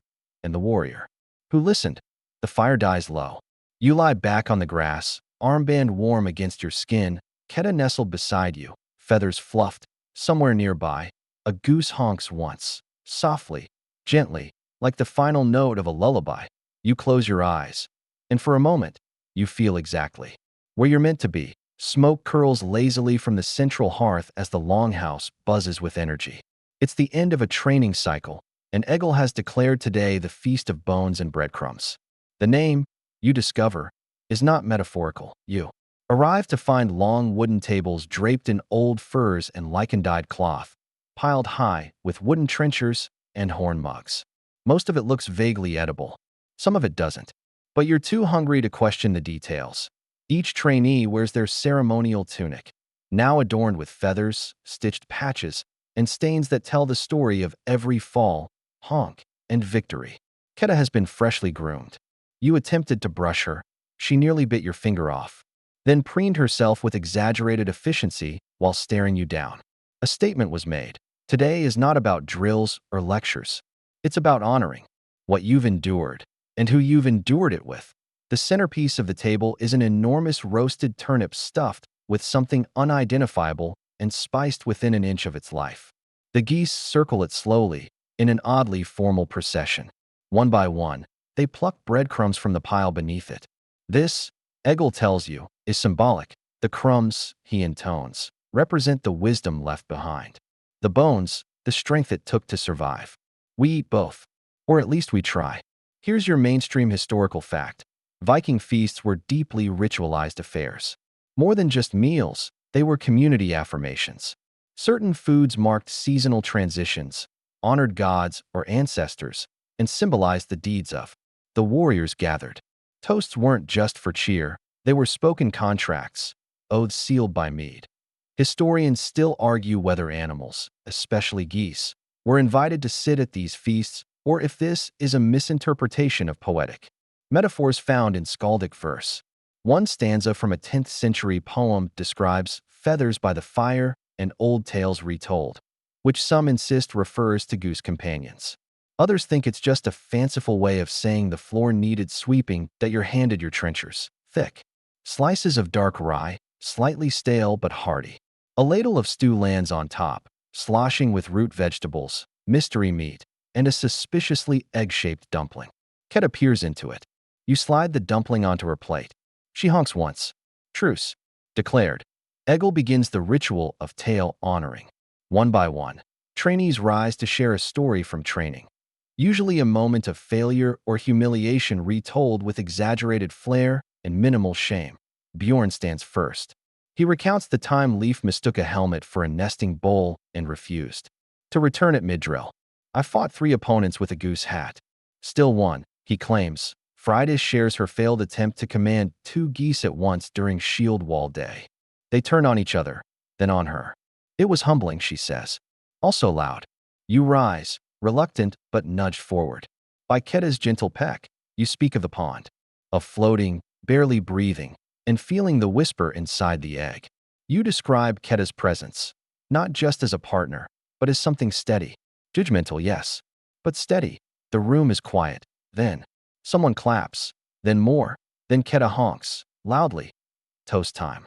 You're invited to circle the mound once, clockwise. Slowly, reflectively. You walk the path, feeling the crunch beneath your boots, listening to the quiet honking of others doing the same. It's rhythmic, meditative. Each step a memory. You think of your first awkward pose, of Keta's beak on your ankle, of floating in the pond, of the firelight stories, of eggs and riddle feathers and bread stolen in ceremony, be why the time you complete the loop, your shoulders feel lighter. Not from lack of burden, but from shared burden. Every trainee here has walked this path. Every goose has watched them do it. The wind picks up again. This time, it carries not chill, but a feeling, momentum. Down the hill, the fjord sparkles. Eggle claps his hands once. Now we eat. You blinked out a picnic? Yes. Baskets appear. Blankets unfurl. Trenchers are handed out with cold meats, pickled vegetables, and honeyed flatbread. You sit beneath the mound, Keta beside you, nibbling fish from your plate. Bjorn raises a cup of mead. To the first honker, he proclaims. To the screaming goose who ruined everything, someone adds. To not dying during the climb. Fridas grunts. You raise yours too. To whatever this is. And the wind, maybe, answers with a soft flutter through the feathers at your back. As twilight creeps across the sky like ink spilled on parchment, the longhouse is transformed. Furs are swept aside. The central hearth is stoked to roaring. Benches are pushed back to make space. And in the glow of the firelight, the skald arrives. Tonight is skalds and squawks, a sacred evening of song, memory, and, as Eggle puts it, narratives shouted in meter while geese yell along. You take your seat on the floor, cross-legged, your back warm from the hearth. Keta settles beside you with all the gravitas of a creature preparing for a deeply personal cultural ceremony. She fluffs once, then grows perfectly still. The skald is the same wiry man from the feast, Skjold. His beard is even longer tonight, braided in loops with copper rings. His lyre is patched with glue and hope. He plucks a single note, and the room hushes. Then begins the first ballad, The Beak and Blade. His voice is gravel and honey, slow and solemn. In fjord shadow deep where the pine trees lean, a warrior stood, his heart half clean. His axe was dull, his aim unsure, until the goose did strike the cure. A few people chuckle, but no one interrupts. The story unfolds of a lonely warrior who trained for years with no success, until a honking, feathered guide arrived. Together, they discovered the sacred stances, the rhythms of breath, the geometry of necks and knees. In the final battle, the warrior falls. But the goose fights on, wings bloodied, beak strong that you're not crying. You just had some campfire smoke in your eye. Here's your mainstream historical fact. Skalds were the keepers of Viking history. They memorized sagas, recited family lineages, and preserved cultural myths through poetry. Their words held power, not just in battle halls, but in court, ceremony, and quiet firesides. A good skald could turn a goat into a demigod with the right cadence. Historians still argue whether any sagas featured geese as heroic partners. A handful of surviving fragments reference sky riders and white-winged fate-bringers, but interpretations are murky. Some say they're swans. Others say metaphors. One Icelandic translation uses the word gas, which definitely means goose, but could also mean that which honks. So, ambiguous at best, the second song begins. The fall of Featherhall, this one's livelier. They came in boats, they came with fire, but met the beaks of sharp desire. The geese took flight, the men took fright, and tripped upon the pond at night. It's surprisingly catchy. Soon, Bjorn is clapping along. Freydis taps her heel. You even hum the chorus. So do the geese. Sort of. Ketta honks precisely during the third verse, right on rhythm. Everyone cheers. Then comes the final song. Ode to the flock forgotten that it's quiet. Lyrical. Almost a lullaby. Not all who honk are meant for war. Not all who fight return to shore. But those who train with feathered kin, no peace begins where wings begin. Silence follows. Long, warm, reverent. Even Egil wipes his nose discreetly. Egil raises his horn. To the ones who honk before they strike. May your enemies be confused and your footing always dry. You raise yours. To the ones who walk beside us, who peck us when we falter, and occasionally steal our bread. Ketta reaches over and does just that. The meal ends with the ceremonial bread toss. Crumbs are thrown into the air while the geese leap, flap, and fight for them. It's chaos. It's tradition. It's weirdly beautiful. You throw yours high, and Ketta snatches it midair with a grace you'll never replicate. Later, the skalds arrive. Well, one skald. A man named Skjold, who looks like he's been singing since before trees were invented. He carries a battered lyre and a voice like gravel soaked in mead. He sings of battles past, of warriors whose axes glowed with runes, of a goose that whispered strategy into a jarl's ear, and a shield maiden who danced with feathers in her braid. The fire pops. Ketta leans into your side. You feel full, not just of stew and slightly crunchy dumplings, but of something deeper. Story, connection, purpose that you're not just training anymore, that you're part of a flock, a ridiculous, honorable, occasionally bitey flock. And for tonight, at least, that's more than enough. The trail winds upward, a narrow path cut into the side of a rocky hill, barely wide enough for one person. And one particularly determined goose. Your boots crunch over frost-stiffened grass, and your breath puffs in short clouds, each one a quiet exclamation of effort. Ketta walks just ahead, webbed feet surprisingly sure-footed on the incline. Today's journey is the pilgrimage to Goose Mound. Egil told you very little, just that every warrior, before their first real battle or their final assessment, must make this trek. To see the mound, he said, to stand where the first honker lies. No one dared ask what or who that meant. The group climbs in single file, with sparse conversation. The usual banter has faded. Bjorn walks in silence for once. Freydis hums under her breath, a tune that matches the rhythm of her boots. Even the geese seem subdued, as if they, too, feel the weight of the tradition. Here's your mainstream historical fact. Viking culture placed great importance on burial mounds and sacred hills. These sites often served as places of remembrance, ritual, and inspiration. Warriors would visit them to seek guidance, make offerings, or simply meditate before major endeavors. Goose mounds, however, are a far less documented phenomenon. Historians still argue whether Goose Mound was a literal site or a mythologized metaphor, a poetic way of describing a turning point in a warrior's development. One Old Norse text references a feathered cairn that sings to the wind, but scholars remain divided on whether this is metaphorical or miscopied. But as the hill flattens and the mist parts, you see it. The mound, that it's not large. Maybe shoulder-high, built from layered stones, packed earth, and decades, if not centuries, of wind-polished feathers. Yes, feathers. They flutter gently along the base, tucked into crevices, wedged between stones. Some have crumbled to dust. Others gleam like they were placed yesterday. At the top of the mound stands a wooden post carved in the shape of a goose. Wings extended, beak open, eyes wide. Someone has gilded the edges with worn flakes of gold leaf. It glows faintly in the morning light. The group gathers in a semicircle. Eggle stands behind the mound, arms crossed. Here, he says, voice rough, we honor the first honker. He pauses. In one moves, he continues. The first honker was not the strongest goose, nor the largest, nor the one with the shiniest feathers. But when the village was quiet and the raiders crept near, she stood at this hill and screamed so loud, even Thor looked up.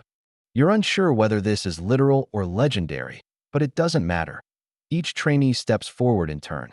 You are to present your feather token, the one you earned after the squawk storm or the alignment ritual, or whatever moment truly broke and built you, and tuck it into the mound. A piece of yourself left behind. Bjorn places his feather and salutes with a strange sort of solemnity. Freydis mutters something in a foreign tongue, maybe a prayer, maybe a curse. Then it's your turn. You approach slowly, feeling the wind. Tug at your cloak, the cold seeping through your boots, the weight of Ketta's gaze behind you. You reach into your tunic, draw out your black-tipped ceremonial feather, and kneel. You whisper a single word, thanks. You press the feather into a crack between two stones. It stays. A breeze lifts it for a moment, then lets it rest. Ketta steps forward beside you. She honks once, not loudly, not sharply. A quiet tone, low, almost respectful. Eggle nods. The moment passes. Then he gestures.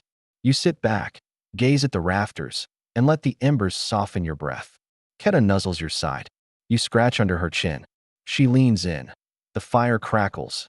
Outside, the moon rises full and round, bathing the hillside in silver.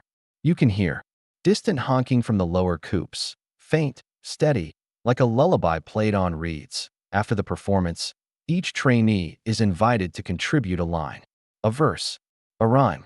Bjorn stands and loudly recites, "My goose once bit a man in the knee, and that's how I earned my place in the tree." It makes no sense. Everyone claps anyway. Freydis says nothing, just lays a single feather by the hearth. You think for a moment. Then you speak. I came here unsure, with wobble and fear, but now when I stand, my goose stands near. Ketta honks. Once. The room nods. Eggle grunts approval. The skald plays one last note and bows deeply. Songs end, he says, but stories stay. You remain by the fire as others drift off to bed.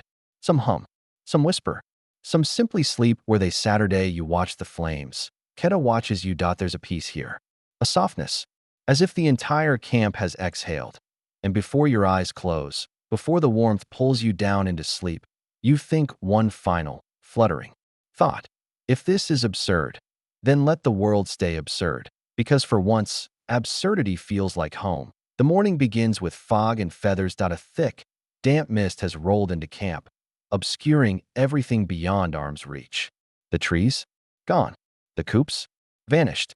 Even Eggle's voice is muffled to a low growl somewhere off in the nothing. It's disorienting, eerie, and strangely beautiful. You are told, without warning, that today is your command trial. Eggle appears from the fog like a ghost with a beard. Today, he intones, you lead the geese. You blink. All of them. He raises an eyebrow. Unless you prefer leading only half into battle and the other half into the river. You do not. Your task is deceptively simple. Lead a group of trained warrior geese across the lower field in proper formation. That means spacing, alignment, coordination, and, most impossible of all, mutual respect. You're not just guiding. You're herding. There are 8 geese. Only one of them is Ketta. The rest look skeptical. One has a scar down its wing. Another is missing a toe.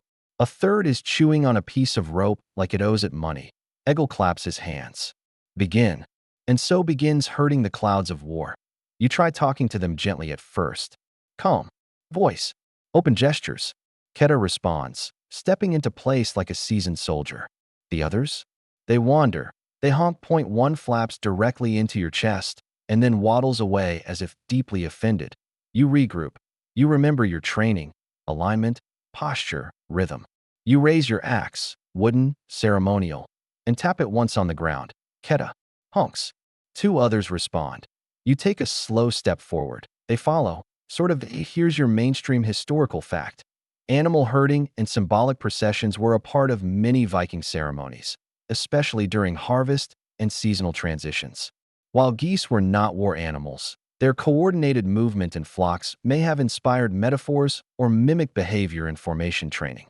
Birds often served as omens, geese included. Historians still argue whether actual herding of birds was ever used as training for warriors or if the practice was entirely ceremonial. Some suggest it was a test of leadership under frustration. Others believe it was just a weird tradition meant to separate the truly patient from the easily unhinged. You take another step. You stop using words and begin using breath. A sharp exhale means turn. A click of the tongue means pause. You don't know where this came from. No one taught you this. But Keta understands. And slowly, miraculously, the others begin to follow. You lead them over the stones, around the hollow stump, past the coop, where one rogue goose tries to defect and is promptly pecked back into line by Keta. It's working. You reach the far end of the field. Egil stands waiting with arms crossed. He nods once. You brought them across, he says. Didn't lose one. Only two tried to mutiny. Not bad. Then he gestures toward the far tree line. Now take them back. Of course, the return trip is less successful. A goat runs across the field halfway through. One goose chases it. Two geese chase the first goose. You chase all three. Keta holds formation like a rock in a river of chaos. You eventually return to camp covered in feathers, out of breath, but alive. Later, the group gathers near the training pit. Egil presents each trainee who completed the herding trial with a strip of dyed leather, blue, with tiny feather-shaped burn marks etched into the surface. A token of leadership, you tie yours around your upper arm. Keta pecks it once. Gently. As dusk falls, you find yourself sitting on the hillside overlooking the fjord. The geese graze below, scattered like feathery shadows across the mist-slick grass. You never thought you'd be able to control this chaos. But maybe that was never the goal. Maybe it was about moving with it. Maybe you weren't meant to command the geese. Maybe you were meant to belong among them. Bjorn joins you quietly, Leaf perched beside him like a very tired parade marshal. Mine bit my knee halfway through, he says. I think that means respect. You nod. It does. The wind rises. Below, Keta turns her head and stares directly at the setting sun. She doesn't blink. She just waits as if daring the horizon to move first. The air in the tattoo hut is thick with soot, oil, and the faint, metallic scent of blood, not fresh, but old, woven into the wood. You sit cross-legged on a hide mat while a hunched woman named Astrid, tattooist, philosopher, and general menace, rummages through a pouch of goose feathers like they're sacred scrolls. Today is runic feather, marking that it's not your skin that will bear the mark. Not yet. Today, you learn to inscribe runes onto the feathers of your goose. If, and only if, the goose accepts the ink. Yes. That's a thing. You glance sideways. Keta glares at you. She does not yet appear, open to inscription. Astrid finally selects a feather, long, clean, ivory white, with a soft bend near the tip. She lays it flat across a piece of polished wood, then lights a tiny flame beneath a blackened needle. Your hands must not shake, she mutters, or the rune becomes a curse. No pressure. Here's your mainstream historical fact. Vikings used runes as more than letters. They were symbols of power, blessing, and identity. Warriors inscribed them onto blades, boats, and even animals. Horses sometimes bore runic brands. Birds, well, less documented. But feathers? Possibly carried as charms or talismans. Historians still argue whether feathers were marked as a form of dedication or just decorative flair. A few Norse burial sites have yielded bird bones etched with runes, but none conclusive enough to define ritual practice. Still, the absence of proof has never slowed down Viking reenactors. Or Astrid. She slides a carved bone template toward you. Choose your rune, she says. You scan the options. Tawaz for courage. Algize for protection. Raidho for journey. But your eyes keep returning to one. Soilo, the sun rune. Symbol of strength, clarity, forward motion. You nod. Astrid dips the needle in soot and pine resin. You take a deep breath. Keta hops onto the table. Her feathers puff slightly. She stares at you. Then she holds still. Permission granted. You begin. The process is slow, meditative. The needle presses pigment into the delicate barbs. Your hand steadies with each tap. The rune begins to take shape. A gentle curve, a pointed end. The sharpness of intention embedded in softness. You finish. Astrid inspects it, nods once, and hands you a piece of dried moss to press the feather against while it sets. You whisper, a small thanks to Keta, who promptly nips your wrist. Balance restored. Next comes the feather binding that you're led outside to a circle of stones, where a pole stands wrapped in layers of old leather cords, each bearing feathers from generations past. Eggle waits there with a length of braided twine and a tiny bronze clasp. You'll carry this one, he says, in your helmet, if she allows it. There's an art to it, binding the feather without crushing it, placing it so it flutters, just slightly in motion, enough to signal the gods, or your enemies, depending on your interpretation. You slide it into your headband. Keta watches, then pecks your helmet gently. Eggle grunts. Blessing, he mutters. Each trainee performs the ritual. Bjorn chooses a Waz, rune of trust. Freydis, surprisingly, picks Gibo, rune of gift and partnership. Her goose promptly sits on the feather. No one questions it after the bindings. Eggle calls for the walk of wind. It's a short, silent procession through the camp. Trainees and geese alike, feathers fluttering faintly as they move. The wind picks up slightly, just enough to animate the runes. Some flicker gold in the light. Others remain dark, as if waiting. The walk ends at the shoreline. The fjord is still. The sky is a deep, bruised blue, dusk bleeding into stars. Eggle raises a single horn and pours a trickle of mead into the water. For those who came before, he says, then he turns to you. And for those who honk after. You feel your breath slow. The waves lap against the rocks. The feather tickles your temple in the breeze. And for the first time, you realize what this was all for. Not show, not comedy, not even tradition, but a declaration that even the smallest, softest part of you, the part that watches, that waits, that stands still while everything else charges, is part of the warrior now. The arena is a perfect circle of trampled earth, ringed by torches and silent geese. It's dusk again, as if the sun is waiting to see how this plays out before finishing its descent. You stand in the center, sweating slightly despite the chill, knees flexed in ready stance. Across from you, an elder goose, massive, ancient, graying at the beak. The others call him Raffenbeak. No trainee has ever bested him. Few have even tried. Today, you will engage in the duel of goose gaze. You were warned. This is no joke. This is the goose's final test. And yours. You are not here to fight. You are here to not flinch. Tio stare into the abyss of avian judgment and hold your ground. Eggle circles the perimeter, arms folded behind his back.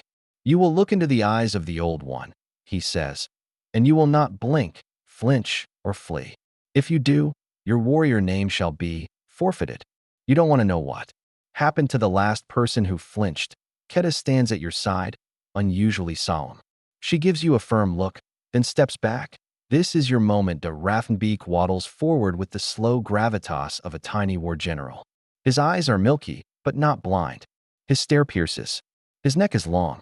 He creaks as he walks. You kneel, as instructed, and match his height. Face to face, breath to breath, honk to potential honk. He stops inches away and locks eyes with you. The world vanishes. Here's your mainstream historical fact. Eye contact challenges were common in Norse ritual and storytelling. Called glyma, these staring contests were part of folk wrestling and trials of nerve. To hold the gaze was to declare strength, honesty, and intent. Historians still argue whether animals were involved. One 12th century carving from northern Norway appears to show a goose and a man face-to-face in a symmetrical pose, but scholars can't agree whether it represents ritual, parody, or simply poor carving skill. But Raffenbeak is no carving. You stare, and he stares back. His pupils barely shift. His nostrils flare once. You dare not move. Seconds stretch like while being pulled too thin. Your eyes water. He leans closer. Your spine stiffens. He honks.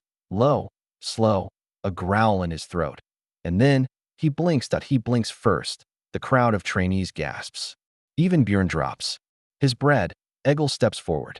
He blinked first. He says, his voice half awe, half suspicion. It has not happened in 7 winters. You remain still. Raffenbeek honks again, softer now. He turns and waddles away. You have passed. Keta rushes to your side, bumps her head gently against your shoulder, and flaps her wings once as if to say, I knew you had it in you. You're handed a token card from polished horn, etched with the rune Ansuz, symbol of divine insight and communication. You will wear it from this moment forward. You are also, at long last, given your warrior name. Egil speaks it loud and slow. From this day forward, you are known as, he pauses. For effect, Featherlock. A few chuckles ripple. Bjorn claps far too enthusiastically, but Keta honks firmly. The geese echo her. You accept it. Because you earned it. As night falls, the circle breaks. A quiet procession returns to the longhouse. No cheering, just a respectful silence.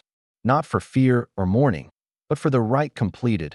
Later, alone, by the fire, you catch Raffenbeek watching you from a shadowed corner. He blinks. Slowly, intentionally, you nod. He waddles away. And you're left with the strange certainty that something old, something bigger than any goose or warrior or ritual, just shifted, not for the last time. The weather changes fast in this part of the world. One moment, the sky is crisp blue, pierced by gulls and feathered clouds. The next, the wind howls in from the fjord, and the ground trembles as if something very large and very chaotic is approaching. That something is today's lesson.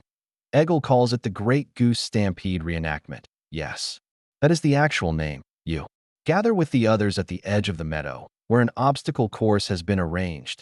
Barrels, crates, wooden fences, a rope bridge strung between 2 carts, and a large pile of dried moss labeled enemy camp.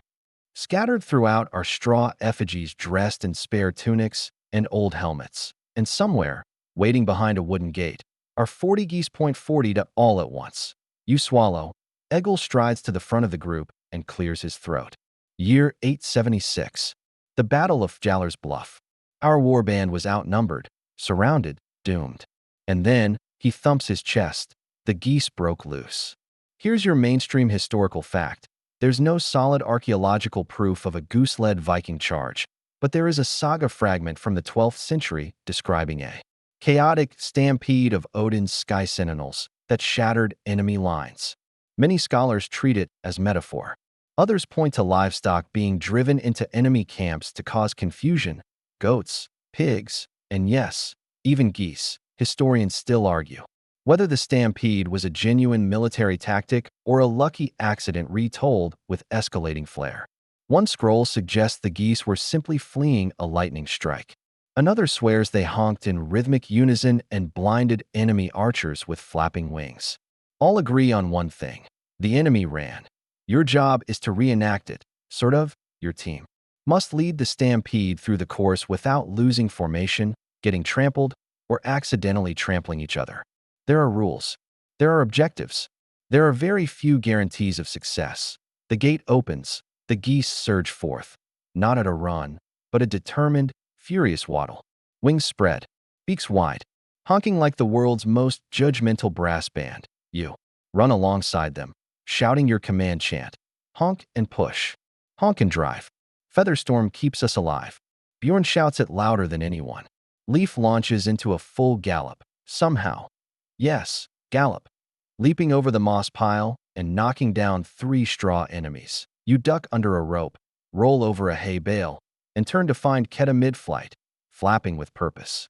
She lands on a crate, honks once like a field marshal, and the geese reorient themselves around the obstacle. It's beautiful, terrifying, slightly unhinged. At one point, a rogue goose veers toward the enemy camp. You chase after it, only for it to dart between your legs and lead 5 others in a spontaneous flank maneuver. The dummies are toppled. The moss pile is shredded. You're nearly trampled. Egil shouts from the sidelines. Yes, this is what strategy looks like. The course ends with the rope bridge, a narrow, swaying contraption designed to test your balance and faith. You go first, arms out, 1 foot after another, with Keta beside you, perfectly poised like a dancer on a tightrope. The others follow. Bjorn slips and swings from the side ropes like a startled fish. Leaf honks encouragement. Fridas throws a dummy off the bridge for no reason other than he looked at me wrong. By the time you reach the finish line, the enemy camp is flattened. Every straw man lies defeated. The geese waddle in proud formation behind you, wings tucked, beaks smug. You collapse into the grass, breathing hard, laughing. Keta sits on your chest. You don't mind. Later, Eggle presents each of you with a woven sash, alternating strips of wool and goose down, dyed with berry juice and soot. You're told to wear it over your left shoulder during your final evaluation, a symbol of chaos mastered, or at least politely negotiated.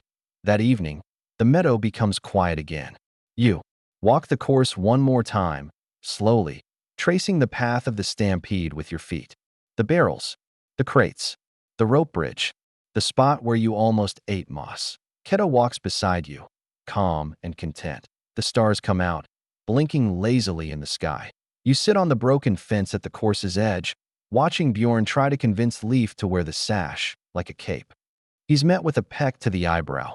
Fridas sits alone, rubbing moss into her boots. She doesn't explain.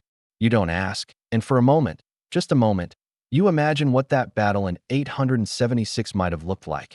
Not glorious, not epic, just chaotic and absolutely filled with feathers. Night falls thick and early, cloaking the camp in velvet shadow.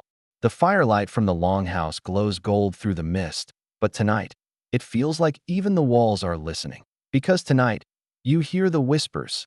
They begin in the goose coops, short, sharp murmurs. Not honks, not hisses, low, rhythmic. Sounds that don't match any call you've heard before. Keta's feathers ruffle against your arm. She's listening too. Eggle summons you after dinner with only 2 words. Night talk. You and the other trainees gather around the small, hidden hearth behind the smokehouse. No torches, no chants. Just a single candle flickering in a carved turnip. Tonight, Eggle says quietly, we speak of betrayal. The geese gather nearby, silent. Even the wind seems to hold its breath. There was a time, Eggle begins, when the geese did not stand beside us. When they turned, a few trainees shift uncomfortably.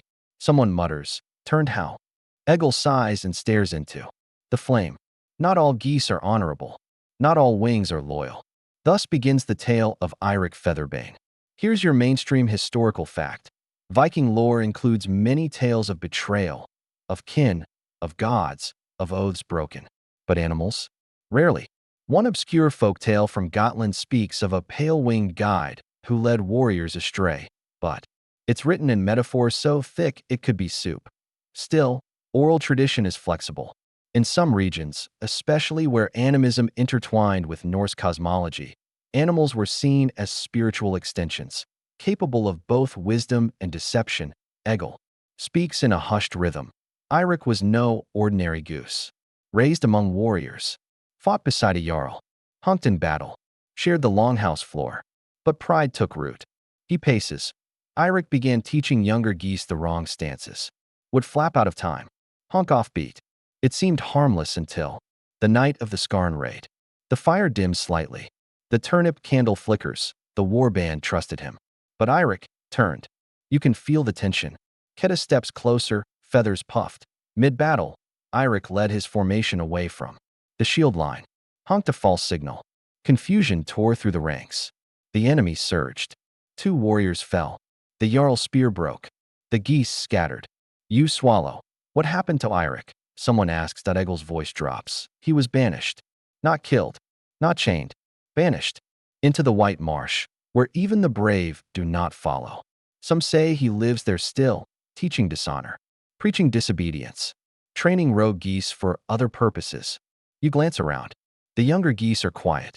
One makes a soft, worried chirp. Keta, however, stands tall, defiant. After a long silence, Eggle nods.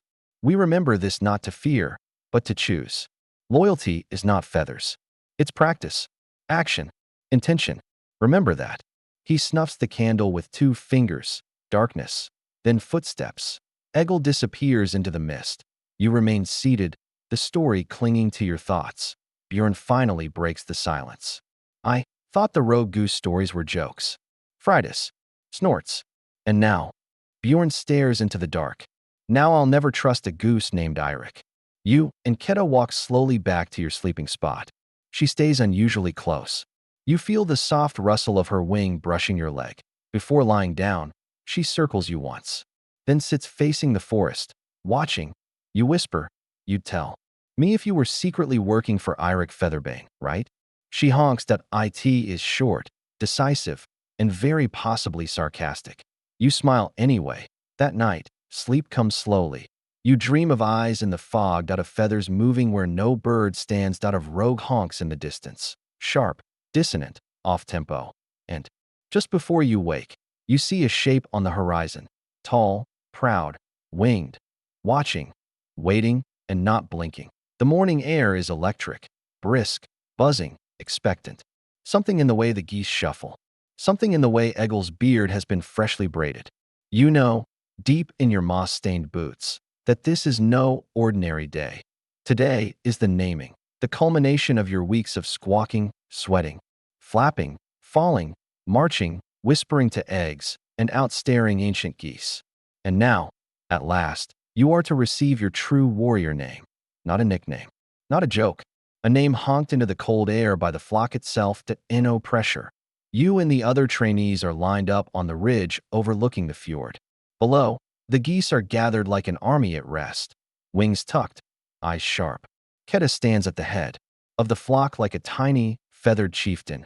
Egil stands beside you with a wooden horn carved in the shape of a goose's beak. He lifts it high, then blows. The sound is absurd, loud, warbly, slightly off-key, but it works point one by one. Each trainee steps forward to receive their name, bestowed not by Egil, nor the elders, but by the geese themselves. Here's how it works. You walk the length of the ridge. The flock watches. Then, on cue, they honk. Loud? You get a bold name. Quiet? A thoughtful one. If they flap mid-honk, it means your goose is showing off. You are required to live up to that. Bjorn goes first. He walks proudly, head held high. Leaf leads the honking, a triumphant, musical series of trills. Egil listens, then nods. From this day forth, you are thrice honked Bjorn, stumbler of barrels. Bjorn is thrilled, fried as follows. Her goose doesn't honk. It simply stares, and so do the rest. Egil raises an eyebrow. Very well. You are no honk Fridas, whose silence screams. She shrugs, accepts it point one by one. Each trainee walks the path. Each receives a name more elaborate than the last. Then it's your turn. You take a breath. Step forward. Ketta watches, unmoving you. Walk. The geese are still. You keep walking. Halfway down the ridge, you begin to worry. Maybe they've forgotten you. Maybe Ketta's planning something. Maybe, then it begins point one honk. Low. From the back of the flock. Then two more. Higher. From the left. Then a chorus. Not loud. Not frenzied. But coordinated. Like a song they've rehearsed in private just for you. Ketta doesn't honk. She steps forward, spreads her wings, then bows. Egil is stunned. His beard bristles with approval. The honkless bow, he whispers, hasn't been seen in a decade. He turns to the others. Let it be known. From this day forth, this one shall be called Featherlock the Still, Whisper of the Wing, Listener of Silence. It is absurd that it is perfect. You bow. The geese honk once. All together. Then Ketta walks to your side, presses her beak to your arm, and closes her eyes. You don't speak. That no one does. The moment is not loud. Not grand. That it is simply right. You return to camp with a new name, a new title, and a very small goose-shaped charm now hanging from your belt. Carved from driftwood, gifted by Astrid, who insists it will keep your bones from dishonoring you. The day ends with a quiet meal. Root stew, fresh flatbread, and what might be caramelized onions or extremely tired apples. No feasting. No dancing. Just firelight, shared glances, and a warmth in your chest that no tunic could provide. Later, Bjorn sidles up to you. Featherlock, huh? You nod. He offers a chunk of bread. You gonna get that tattooed on your other goose?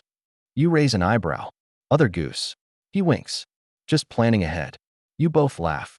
The camp fades behind you, tucked into the trees like a half-remembered song. Ahead, the world, and whatever strange, chaotic, honorable thing you'll make of it. Together, and now, as you settle under your blanket, or pull your hoodie a little tighter, or let the background hum of your fan mix with the story's last soft echoes. Let it all begin to drift. Let the honks grow distant, like laughter carried on mountain air. Let the training yard fade into mist. Let the sharp scent of feathers and wood smoke dissolve into memory. You are no longer in the circle that you're no longer being judged by a goose with ancient eyes that you're just here. Breathing slowly. Heavier now. Softer. Think about your own stillness. The quiet center inside you that holds fast even when the world flaps and flails and feathers fly. Maybe your strength isn't in your stance, or your stare, or your battle cry. Maybe it's in your willingness to show up every day, even if it means standing in a swamp whispering to an egg while a bird judges your posture. That counts. 2.so now. With eyes gently closed, let that final honk echo one last time in your mind. Not sharp, not mocking, just a single soft note of recognition. You trained well. You earned your name. You earned your rest. Let the breath fall long and deep. Let the world hush down. The battle poses are over for now. Your goose sleeps beside you, wing curled, dreaming of war dances and breadcrumbs. And you are still. You are safe. You are very, very sleepy. Good night. Here's your mainstream historical fact. Viking lore includes many tales of betrayal, of kin, of gods, of oaths broken. But animals? Rarely. One obscure folktale from Gotland speaks of a pale-winged guide who led warriors astray, but it's written in metaphors so thick it could be soup. Still, oral tradition is flexible. In some regions, especially where animism intertwined with Norse cosmology, animals were seen as spiritual extensions, capable of both wisdom and deception. Egil speaks in a hushed rhythm. Eirik was no ordinary goose. Raised among warriors, fought beside a jarl, hunked in battle, shared the longhouse floor. But pride took root. He paces. Eirik began teaching younger geese the wrong stances. Would flap out of time, honk off beat. It seemed harmless until the night of the Skarn raid. The fire dims slightly. The turnip candle flickers. The warband trusted him. But Eirik turned. You can feel the tension. Ketta steps closer, feathers puffed. Mid-battle, Eirik led his formation away from the shield line, honked a false signal. Confusion tore through the ranks. The enemy surged. 2 warriors fell. The jarl's spear broke. The geese scattered. You swallow. What happened to Eirik? Someone asks. Egil's voice drops. He was banished. Not killed. Not chained. Banished. Into the white marsh, where even the brave do not follow. Some say he lives there still, teaching dishonor, preaching disobedience, training rogue geese for other purposes. You glance around. The younger geese are quiet. One makes a soft, worried chirp. Ketta, however, stands tall, defiant. After a long silence, Egil nods. We remember this not to fear, but to choose. Loyalty is not feathers. It's practice, action, intention. Remember that. He snuffs the candle with 2 fingers. Darkness. Then footsteps. Egil disappears into the mist. You remain seated, the story clinging to your thoughts. Bjorn finally breaks the silence. I thought the rogue goose stories were jokes. Fridas snorts. And now, Bjorn stares into the dark. Now I'll never trust a goose named Eirik. You and Ketta walk slowly back to your sleeping spot. She stays unusually close. You feel the soft rustle of her wing brushing your leg. Before lying down, she circles you once, then sits facing the forest, watching. You whisper, you'd tell me if you were secretly working for Eirik Featherbane, right? She honks that it is short, decisive, and very possibly sarcastic. You smile anyway. That night, sleep comes slowly. You dream of eyes in the fog, of feathers moving where no bird stands, of rogue honks in the distance. Sharp, dissonant, off-tempo. And just before you wake, you see a shape on the horizon. Tall, proud, winged. Watching, waiting, and not blinking. The morning air is electric, brisk, buzzing, expectant. Something in the way the geese shuffle. Something in the way Egil's beard has been freshly braided. You know, deep in your moss-stained boots, that this is no ordinary day. Today is the naming, the culmination of your weeks of squawking, sweating, flapping, falling, marching, whispering to eggs, and outstaring ancient geese. And now, At last, you are to receive your true warrior name. Not a nickname. Not a joke. A name honked into the cold air by the flock itself to no pressure. You and the other trainees are lined up on the ridge overlooking the fjord. Below, the geese are gathered like an army at rest, wings tucked, eyes sharp. Keta stands at the head of the flock like a tiny, feathered chieftain. Egil stands beside you with a wooden horn carved in the shape of a goose's beak. He lifts it high, then blows. The sound is absurd, loud. Warbly, slightly off-key, but it works point one by one. Each trainee steps forward to receive their name, bestowed not by Egil, nor the elders, but by the geese themselves. Here's how it works. You walk the length of the ridge. The flock watches. Then, on cue, they honk. Loud? You get a bold name. Quiet? A thoughtful one. If they flap mid-honk, it means your goose is showing off. You are required to live up to that. Bjorn goes first. He walks proudly, head held high. Leaf leads the honking, a triumphant, musical series of trills. Egil listens, then nods. From this day forth, you are thrice honked Bjorn, stumbler of barrels. Bjorn is thrilled, fried as follows. Her goose doesn't honk. It simply stares, and so do the rest. Egil raises an eyebrow. Very well. You are no honk Fridas, whose silence screams.